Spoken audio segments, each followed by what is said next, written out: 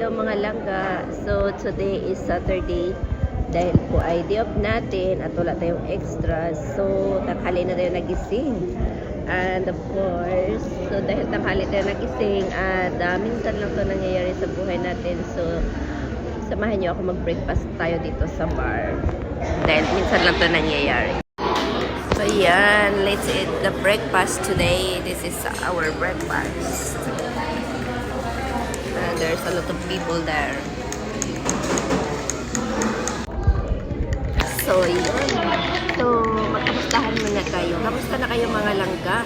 At kamusta na buhay natin? Kamusta na po ang ating mga businesses? So about for me, I'm still okay naman. At about nga pala sa posting ko doon sa about sa ticketing, don't worry po dahil yun po ay hindi lamang po para sa akin, kundi yun po ay para sa lahat at para po sa mga ka-agent ko. Dahil siyempre marami ding mga nagko-comment, mga nagsasabi na gano'n. But of course, natural lamang na yun po sa mga katulad natin, lalo na sa mga Pilipino. Siguro alam naman ng karamihan na ang mga Pilipino ay ganyan talaga. So, yun.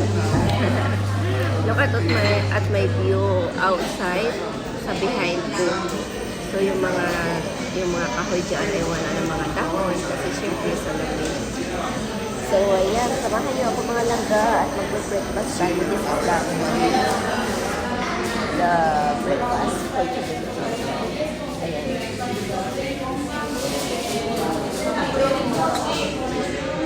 So, daming tao dito ngayon sa bar. Kasi, syempre, Saturday. So,